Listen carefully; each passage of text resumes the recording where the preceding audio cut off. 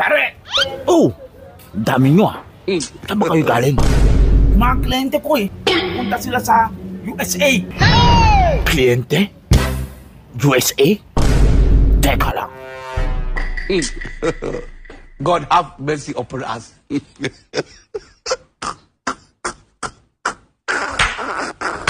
Saan ba kayo kilala yan?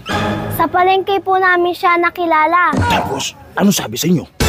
Sabi daw po niya, dadalhin niya daw po kami sa USA. USA? Wow. Talaga. Parang malayo yung biyahe ninyo ah. Anong agency na yan? Ha? Si Bingkong, wala naman siyang agency.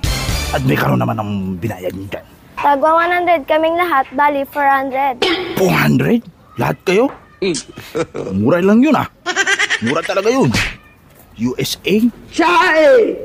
Ano sasakay nyo? Pupunta ng USA na yan. Kaya po siya mura kasi bisikleta lang po ang gagamitin namin. Bisikleta? God have mercy upon us. Hirap yun ah. Sino sabi? Si Tito Bingkong po. Si Bingkong talaga. Stop para naman sa mga bata. Very wicked man. I see black. Wicked. You don't know why it's going on. Bingkong, ano sinasabi ng mga bata? Mapupunta kayo ng USA? Ha? USA? Tapos binigay pa sa'yo ng tagba 100 sila, bali 400. Oo naman! USA. Bawa ha? Anong USA na yan? Alas 3, madaling araw. Alis kami, USA. United States of Angeles, Pampanga. Jesus!